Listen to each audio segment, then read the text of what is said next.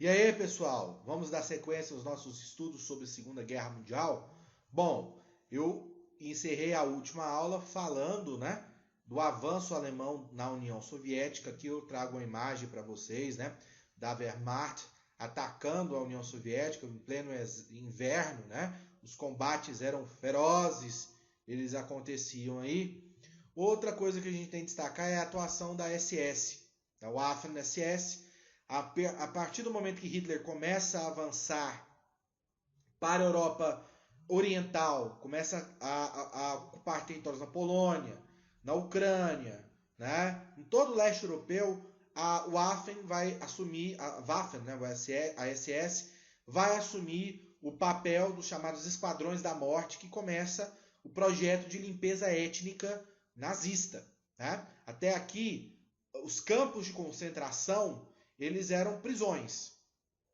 A partir de 42 e 43 começa a ser implementado pela SS, pelos nazistas. Lembrando, a SS é um braço armado do Partido Nazista, Começa a ser implementado o projeto de sistematização dos povos considerados pelo regime nazista como inferiores, enfim. E principalmente os judeus. Então, dentro do leste europeu, a SS ela vai cometer atrocidades assim sem precedentes, cara. Vai ser uma coisa muito triste, muito violenta, Estupros, assassinatos, algo que choca até hoje na história da humanidade, tá? Então, até 43, como eu disse, até Stalingrado, o avanço alemão na Europa ele é fulminante, tá? Como é que está a situação da guerra no outro lado do mundo? E o Japão, tá? Vamos voltar lá, tem que falar do Japão também, No início dos anos 40, o Japão estava num impasse. Ou ele se ajoelhava perante os Estados Unidos para obter mais matérias-primas, principalmente carvão e petróleo, ou partia para a porrada, para a guerra, para ter o controle sobre as regiões produtoras dessas matérias-primas. O governo japonês optou pelo segundo caminho. Lembrando que em 1941, a diplomacia japonesa, numa estratégia de ilusão ali do governo americano, foi a Washington, falou, não, a gente não quer a guerra, a gente quer negociar e tal. Mas os japoneses sabiam que uma guerra seria inevitável. Então o que o Japão faz? Em 1940, finalzinho de 1941, os japoneses lançam uma gigantesca ofensiva no Pacífico todo, atacando de surpresa a base naval dos Estados Unidos em Pearl Harbor, no Havaí. O famoso Dia da Infâmia. E aí, meus caros, o gigante adormecido, nas palavras do Yamato, que era um marechal lá, um almirante que planejou, Yamamoto, que planejou esse ataque, ele falou isso, acordamos um gigante que estava adormecido.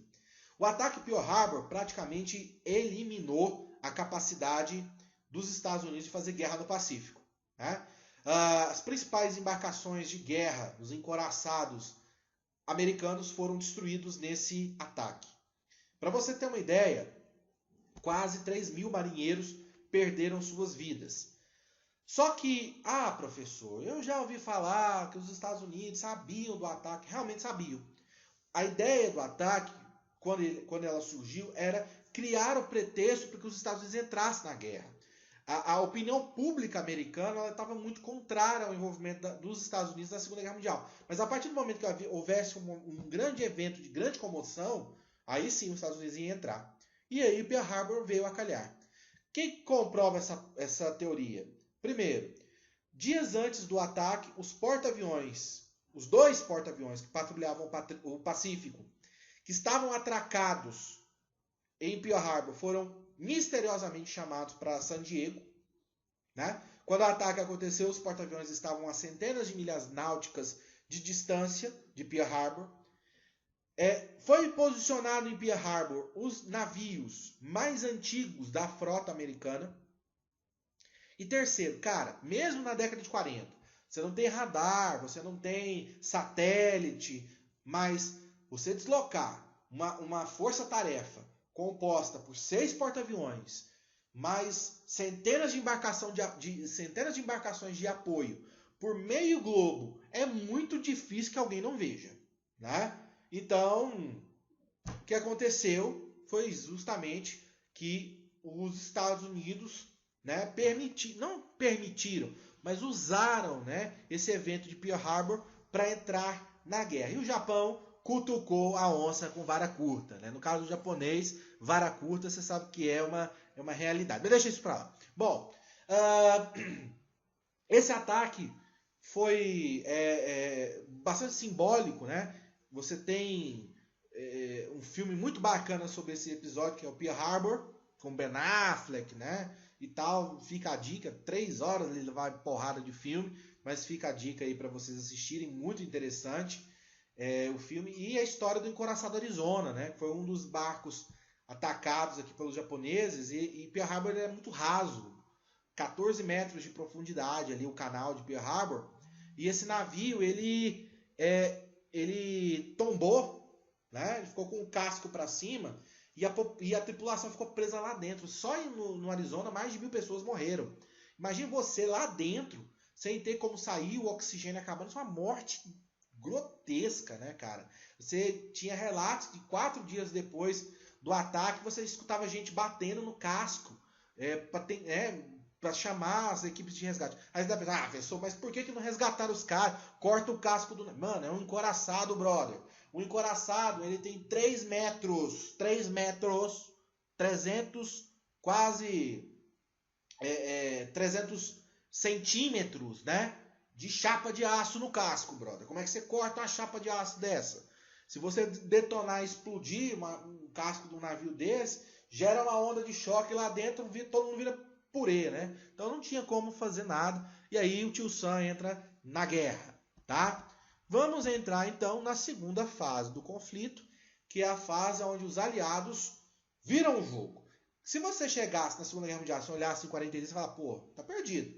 Os caras se lascaram, né? Estados Unidos, Inglaterra, França, União Soviética, todos foram pro saco. Mas aqui em 43 acontecem alguns eventos importantes, graves erros estratégicos dos países do eixo, que permitem a virada dos aliados. E além disso, uma questão simples. A guerra é um esforço de resistência. Antes de tudo, né? Quando você vai entrar em guerra, em conflito com alguém, você tem que estar preparado para a resistência. E quando eu entrei em guerra com minha esposa, eu tenho que estar preparado para a resistência. Cara feia, não vai fazer janta, vasilha acumulando na pia e outras coisitas mais. Eu tenho que saber conviver com isso. Se eu não souber conviver com isso, eu vou ter que pedir arrego, né? Então, a guerra é o exercício da resistência. A Alemanha, tá lutando sozinha contra grandes potências. Os Estados Unidos não foi atacado diretamente, né? Todo o seu potencial industrial preservado. A União Soviética, apesar de ter duras derrotas, o Stalin moveu, né, todo o complexo bélico militar soviético lá para o meio da Sibéria, numa região bem isolada, para preservar o potencial industrial russo, para poder aguentar a guerra de longa duração.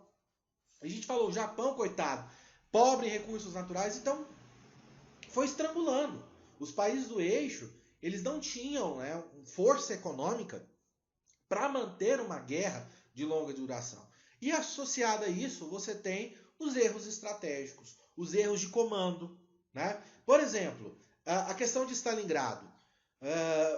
A Batalha de Stalingrado foi a maior idiotice cometida pelos alemães durante a Segunda Guerra Mundial. Stalingrado era uma cidade que não tinha peso estratégico, apesar dela estar no caminho do Cáucaso, que era uma região petrolífera, ela foi atacada por ser a cidade de Stalin. Hitler queria tomá-la.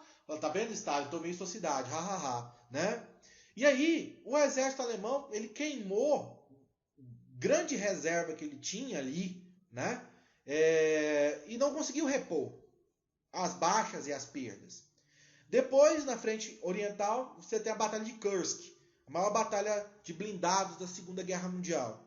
Mais uma vez, os alemães atacam maciçamente e são derrotados. E perdem centenas de carros de combate, tanques, aviões. soldados, né? E eles não conseguiam, então, repor na mesma velocidade. Cara, para cada tanque alemão que saía da fábrica, saíam 10 tanques nas fábricas soviéticas e 10 tanques nas fábricas dos Estados Unidos. Os Estados Unidos fabricavam um destroyer por semana. Um navio de guerra por semana. Navios que eu estou falando de 6, 7 mil toneladas, meu camarada.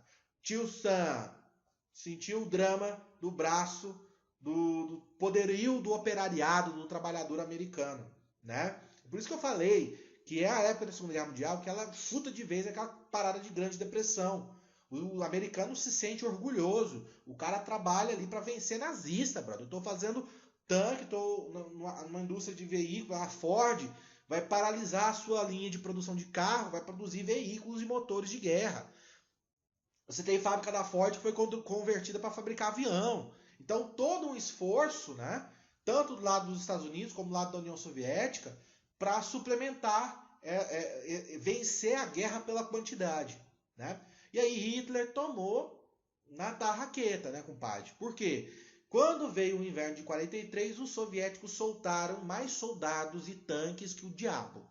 Os soviéticos soltaram, por exemplo, o T-36, que é considerado um dos melhores carros de combate da Segunda Guerra Mundial, e os alemães falaram que, pô, da onde que veio esses caras, né? Tanta gente, tantos soldados. E é aquela coisa, os alemães matavam 10, 20, 30 soviéticos e vinha mais 30, mais 40. Porque você sabe que russo não tem medo da morte, é algo nesse sentido, né? Enfim, então não adiantou. Por mais que a Alemanha tivesse as melhores tecnologias, a quantidade suplantou. E os erros de estratégia, como em Stalingrado, como em Kursk. O Japão também cometeu erros de estratégia. Atacou os Estados Unidos no Mar de Coral e Midway, por exemplo. Né? Que numa dessas duas batalhas, em Midway e Mar de Coral, dos 8 porta-aviões, os japoneses perderam 6. E os Estados Unidos perderam 2. Um ficou severamente danificado, teve que ser afundado, e o outro conseguiu navegar até San Diego e ser reparado.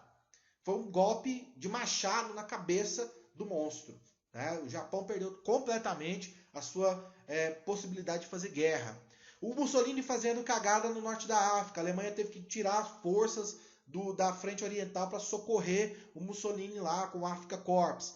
Então, essa quantidade de erros estratégicos associados, né, a essa guerra de desgaste, de produção por parte dos aliados, né, do potencial industrial, né, dos aliados, fez com que gradativamente o eixo fosse perdendo força e caminhando para a sua derrota. Aqui nós temos algumas imagens da batalha de Stalingrado. Né? Aqui a Blitzkrieg não funciona. Né? Stalingrado é um monte de entulhos. A luta acontece ali janela a janela, rua a rua. Né? Tinha dias que os alemães avançavam 4 quarteirões, no outro dia perdiam. É aquela coisa insana. Né? Para você ter uma ideia da destruição, isso aqui são cadáveres, são pilhas de mortos, né, da batalha de Stalingrado, do que aconteceu nesse conflito. Olha a quantidade, né, de soldados, de pessoas mortas. E aqui uma fotografia, uma pintura, na verdade, né, da Força Aérea Americana detonando aí um porta-avião japonês durante a batalha de Midway. Inclusive, mais dicas para quem quiser assistir.